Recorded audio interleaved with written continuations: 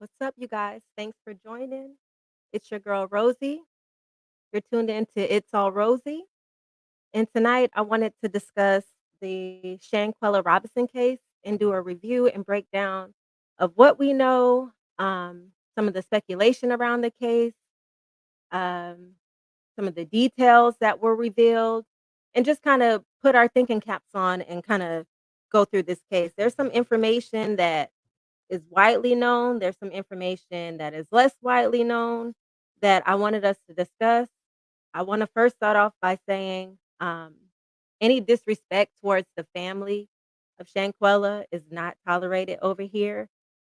I've seen some things on YouTube and social media that just did not sit well with me. So it's not that type of party over here. Let's be respectful, and all commentary and everything that we're discussing here is alleged. This is my first time going live with some new equipment. So please bear with me. It is glitchy. I'm late to the live. It's continuing to glitch the software, but needless to say, there's a bigger thing at hand that, I kind of want to break down that is the focus of what we're talking about. So I do want to give a shout out to some YouTubers that have been discussing the case and covering the case. I've been enjoying watching their videos and getting the real breakdown, and not a lot of rumors and speculation, but actual facts. So shout out to Chronicle Speaks, 54 Keys, Hell of a Chick, Liza or Lisa, and Gerardo Zuniga. Shout out to them and their hard work and efforts. I know there's a lot of controversy around um, some of the reporters and investigative journalists, but I'm grateful for the information that is being provided. We all want to know something. We all want more information, and there's only one source from Mexico that's kind of giving us the information that we're looking for, and um, so I am appreciative of that, and I know that it's not easy to do this and to get this information and to bring it to the public. So I'm very grateful for that. Give me just a second before we get started. I want to check some things with the audio to make sure that everything is working properly. So let me check something real quick.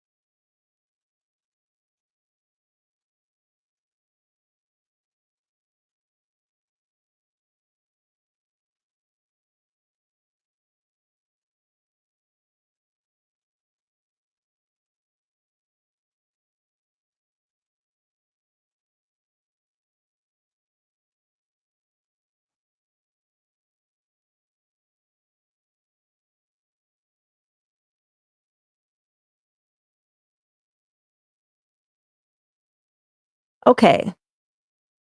I think you guys can hear me now.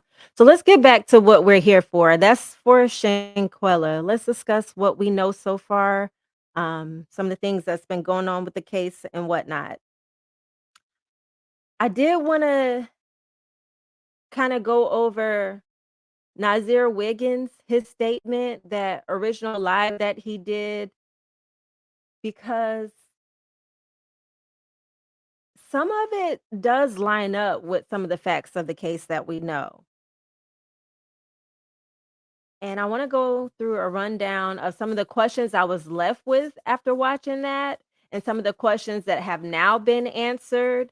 and some of the questions that have now bloomed upon the information that we've learned. So, we're going to do a quick rundown. Nazir Wiggins stated he arrived at the villa about 3:26 p.m. He instantly saw Quella and didn't leave her side until the nurse came. She was in the game room at that time. He said he put her on her side and they were talking about cooking, and he said, "We made it to the living room." So when he said "we," the question I had was, did they pick her up and take her to the living room at that moment? Did she go to the living room, or did she go to the living room later? It was some question there. So he said he put on music, rubbed her head, and waited for the nurse, which we now know was the doctor. So he then said she wasn't found dead. Maids found her slumped over the toilet. That's what I was told. She was unresponsive. I tried to get her to talk to me. So he said that he didn't notice the knot on her head until the nurse, aka the doctor, pointed it out. He said he did see a bump on her lip and she had a busted vessel. Then he goes on to say, okay, so she had the busted blood vessel in her eye, and then he goes on to say, "Nobody even told me about nothing. I was blind to everything. Don't nobody deserve this. I got there at 3 something p.m. I made my first video at 4:26. Me outside by the pool saying, Quella, get up. Let's go. We got stuff to do. Let's go have fun." Then he goes on to say, "I went in there with my bag, put it down, went to the game room, went to the living room, and stayed there." Then he says, "I got there an hour later. The nurse, which we now know is the doctor, came in the door, tried to help Quella, tried to put saline in her, but her energy, she didn't have electrolytes. Her oxygen was low. So she couldn't find one." So that left us with a lot of questions, and some of those questions have now been answered. But before we get to that, I want to go through the breakdown of some things that was discussed on the round table with John Q. Boss and 54 Keys, some things that was discussed on Hell of a Chicks channel, some things that was discussed on Geraldo Zuniga's live. Um, we're gonna get into that and show how some of these questions are answered and how it has sparked some new questions. So, it was said that Geraldo was investigating the death of a different US citizen, a Colorado resident in Mexico, when he was first made aware of the Shanquella's case. It was asked how far the villa is from the Red Cross Medical Center. According to maps, it's approximately 45 minutes away, but we don't know how far that particular unit was when they were radioed at the time. It is safe to speculate that there was more than one video at some point due to the fact that we saw another person holding a phone and recording, which some speculated at first, and I did too, thought it was maybe a FaceTime with someone, but actually it was them recording the fight, because as you look at it, you can see the fight happening in the background. Like you can see it correlates with everything that's going on in that video at the time. So it's safe to speculate that there is more than one video. At some point there was. Um, and it's possible that that video is longer than the video we saw. Because how do we know when they stopped recording?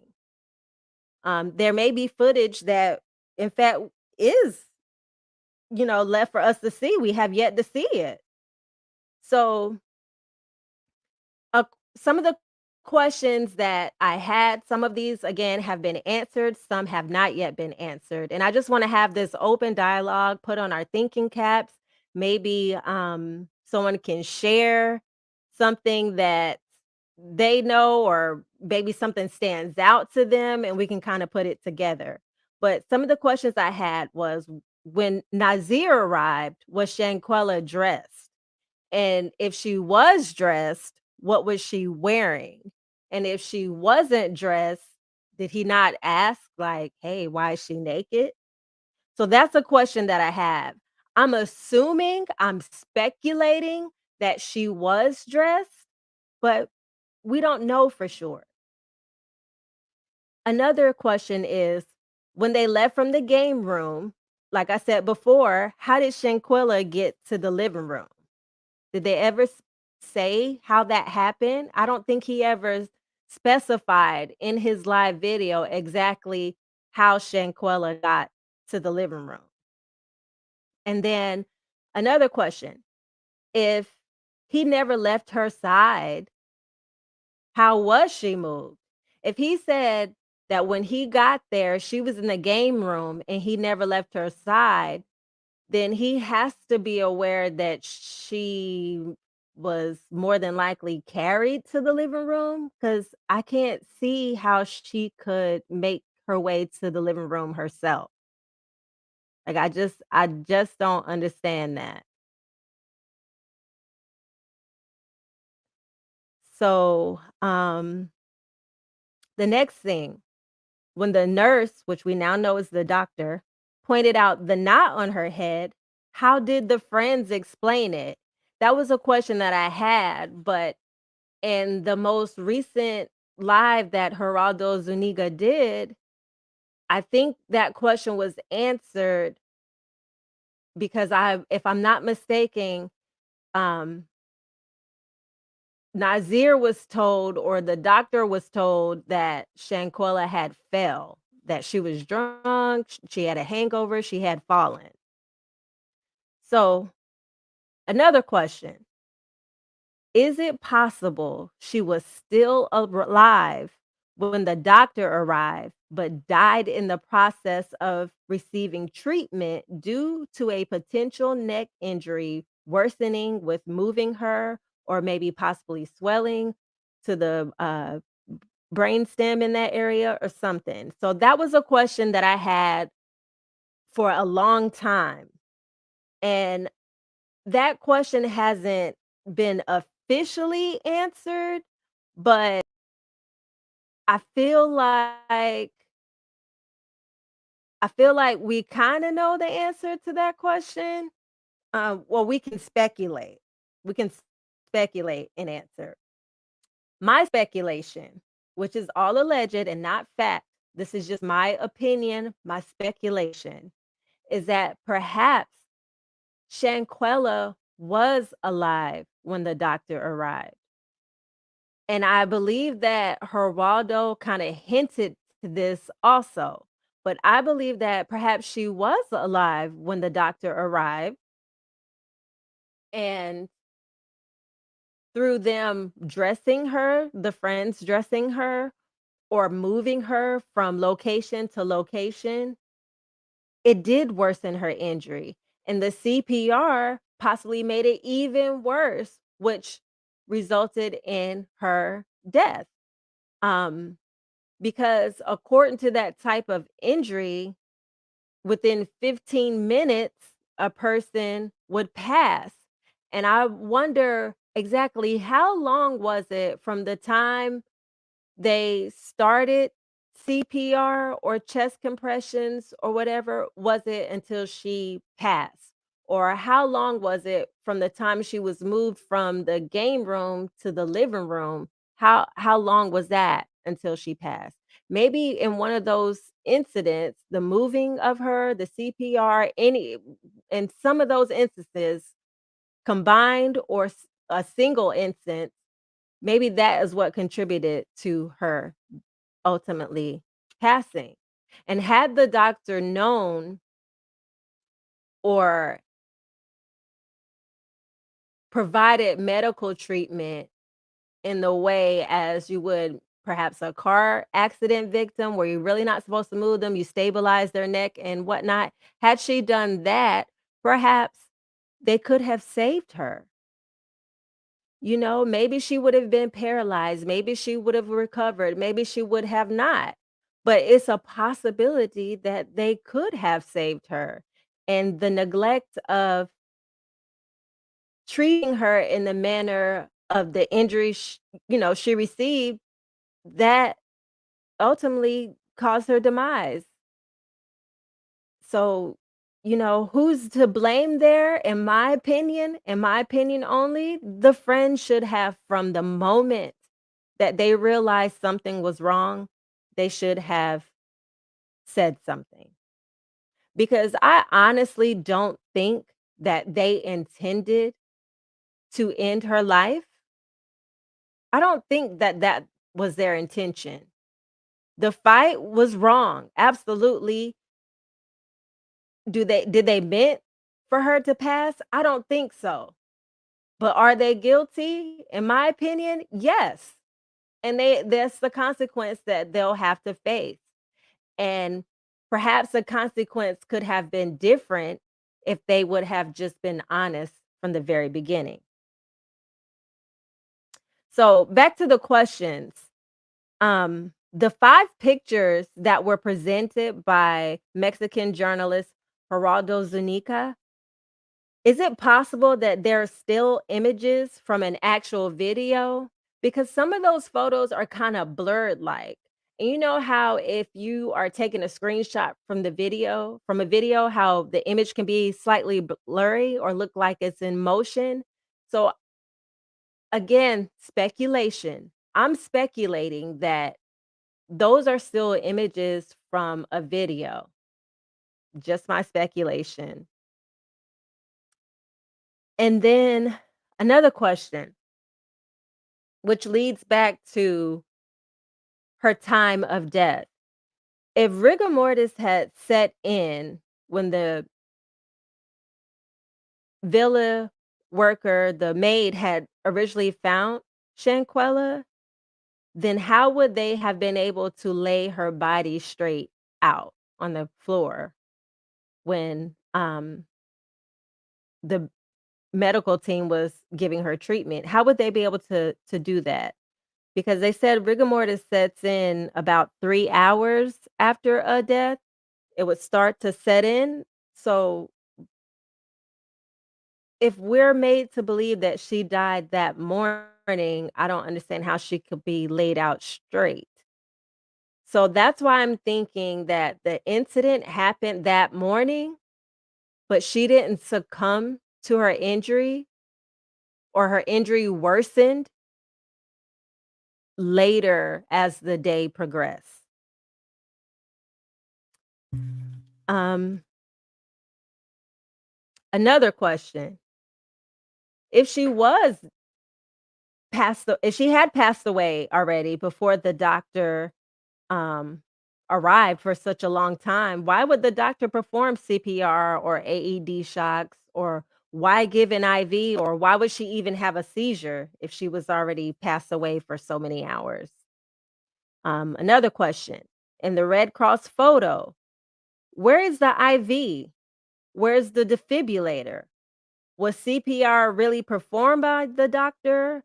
Um, her hair didn't seem disshuffled or anything. So where's the IV? I don't see any equipment laid out in the picture. I don't see it. So if you do see it, please point it out. But I do see the medics with a bag on their back, but I don't see like an IV or any uh, type of equipment laid out.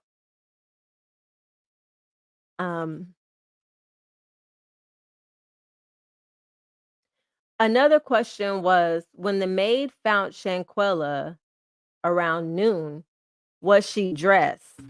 Now, I've heard that when the maid found her, she was not dressed, but then I also heard when the maid found her, she was dressed. So I don't know factually what that is. I don't know what the answer is. Lucy was the name of the maid, and Lucy would have to answer that question. I really don't know. I've heard speculation, but have we heard a definitive answer as to whether or not she was dressed when the maid found her? Another question is the question that we all have. What happened after the video stopped? What happened? Because at the end of that video, Shanquella was still able to move her hands up to her face. Therefore, we know at that point she was likely not paralyzed yet. She still had movement with her upper extremities. So, in my opinion, I don't think that she had yet received that neck injury. Perhaps it was it was slightly fractured, and then as something else happened, it completely broke. But in that video at the end where it cuts off, she's still moving.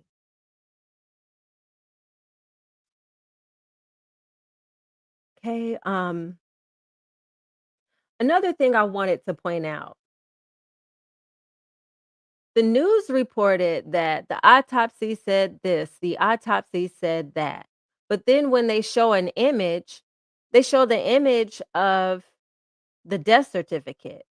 A death certificate and an autopsy are two different things. Usually, the autopsy is used to fill out the cause of death on the death certificate. But I'm not sure how things work in Mexico. I'm not sure if an autopsy is always performed, but I know oftentimes if you want an autopsy, you have to pay for that separately. So, was there ever an official autopsy done? I remember the family discussing something about they were going to have one done. Um, Did I heard that the FBI did one, then I heard the FBI doesn't do that. So I just would like to know, was there an official autopsy done by a certified person, medical examiner? And if so, where is it? Usually with an autopsy, I think there's also a toxicology report. Um, you know, did they give her anything in addition to the fight? Like, I would like to know, what does the autopsy say? Was there a toxicology report done? Um, because all we have to rely on is the statement from the medical doctor, the police report, and the death certificate. Okay, so and it was also stated that at the time that those photos that Geraldo Zuniga released, were taken, that the villa was not yet considered a crime scene. So, maybe that's why those photos were allowed to be taken at that time. Maybe it wasn't a crime scene, they were just documenting it, but I really feel like it was a video. I don't know if maybe it was a police body cam. I don't know what they do over there, so that's just speculation. But I did want to just keep this case going, keep it going, because I don't want this to turn into a cold case. And Shanquella's birthday would have been Monday, this Monday, January the 9th. So I want us to continue to say her name. I want us to continue to hashtag justice for Shanquella. The only way that this case is going to continue to move forward is if we keep talking about it, if we keep posting videos about it, if we keep the conversation going. But the type of conversation that we need to keep going is justice for Shanquella. We don't need to discuss her family or their personal business or a GoFundMe or any of that. That's not what's important. We're losing track of what's important. And what's important is justice for Shanquella and putting something in place so that something like this doesn't happen again, and God forbid if it does, that there's a streamline, a precedence on how this, cases like this should run.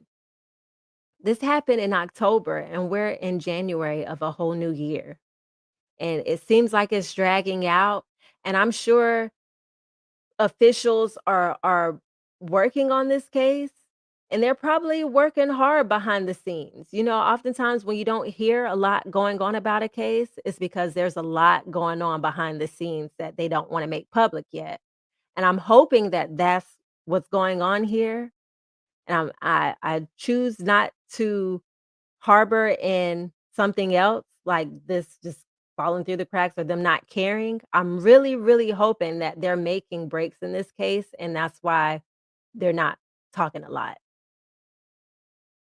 And I'm sure that, you know, with all the public attention that this case has been getting, they don't wanna blow it. They don't wanna blow it because they know it'll be HE double hockey stick to pay if, you know, things don't work out the way that they're supposed to. But I wanna get back to some of the things that investigative journalist Geraldo Zuniga had mentioned. He was saying that there's a procedure of investigating a crime in Mexico, and that the first step, they secure the crime scene, the body is lifted, an autopsy is performed to determine the cause of death. So, according to him, there's supposed to be an autopsy that was performed. Then the second step is the interrogation of the witnesses, review of security cameras, phone call conversations. They form a hypothesis of what could have happened. Then the third step, which is like the final stage, is where the line of investigation begins. The prosecutor needs a declaration um, from the Cabo Six, basically their statements, like what their version of events, basically. And that's like the last stage of investigation. So that's currently where they're supposed to be at right now, according to him. Everything that I'm saying is alleged. I don't know, all speculation.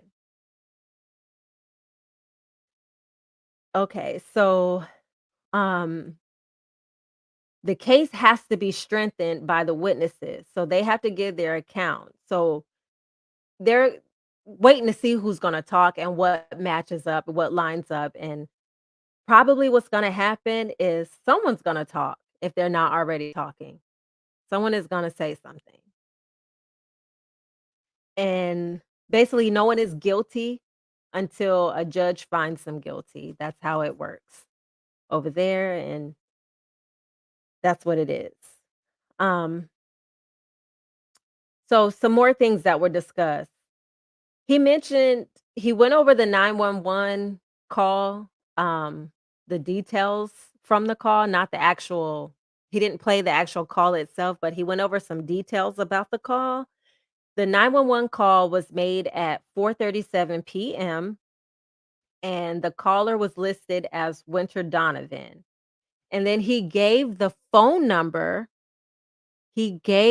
actual phone number that called 911 in Mexico. And I did some research on that number. I'm not gonna put the number out there again. You can go to his, um, video and watch it and listen for the number again, but I looked up this number, and that's the owner of the number. Those are the initials of the owner of the 336 number, um, that called 911 from Mexico, and that correlates with the initials of someone else that was on that trip. So, and it correlates with the initials of that said person who was supposedly had called 911. She said that Shanquella had suffered convulsions from alcohol. She had dry mouth and dry skin. They called So she called 911 at 4:37 PM, and then the ambulance was dispatched at 4:42 PM, and they arrived at 5 something PM. Um, and it was supposedly for a heart attack, cardiac arrest. So at that moment, they reported the death as natural causes. They said the seizure lasted less than a minute when Winter Donovan had proceeded to call 911. So when she first called 911, Shanquella started to have a seizure for less than a minute. She called 911, um, and she went into cardiac arrest. So during the first aid rendered, there was reduced pulse and CPR provided.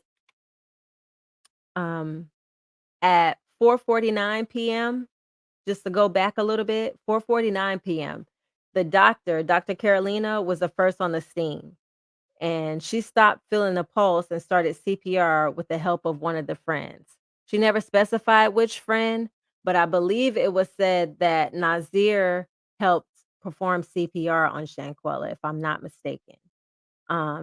They confirmed there was 14 rounds of CPR total, 14 attempts total, 5 doses of adrenaline, 6 AED shocks. So they shocked her with the defibrillator 6 times. Winter Donovan never said what actually happened. The doctor believed the friend's version, alcohol poisoning, so that's how she treated her, allegedly. Um, and, like I said before, if they told the doctor the truth, then she could have possibly placed a collar on her neck and treated her at the clinic and possibly saved her life. The 14 CPR procedures could have actually aggravated her injury and her state of health, which would have made it lethal. So, when the doctor first got there, all the Cabo 6 were in the room. Um, and when the 6 reported, um,